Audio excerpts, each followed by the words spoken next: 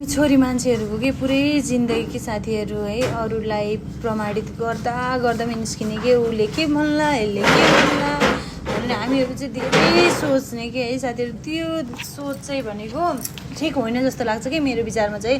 हामी आफूलाई चाहिँ थाहा हुनु पर्यो कि आफू के गरिरहेको छु, कतै मैले गलत त गरिरहेकी छैन, सही छु कि गलत छु भने आफूले आफूलाई इभ्यालुएसन गर्नु हो नि त।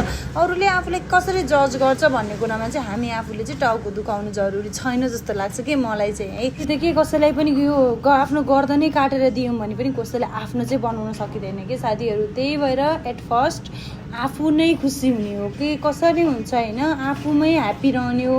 अरूको कुराले टर्चर लिने, अरूको कुराले मन दुखाउने, अरूको कुराले चित्त दुखाउने काम चाहिँ हामीले आजैदेखि छोडिदिनुपर्छ है साथीहरू।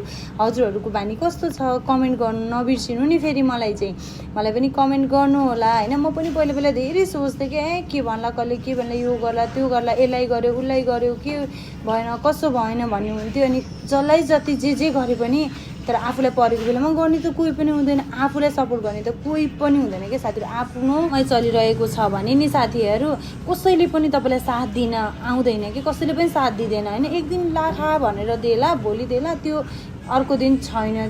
किन आएको किन यस्तो गरेको भन्ने खालको मान्छेलाई हुन्छ कि। त्यही भएर सकेसम्म चाहिँ अरूको कुराले चित्त नदुखाउनु, आफ्नो काममा रमाउनु होइन, आफ्नो काम गर्नुहोस्।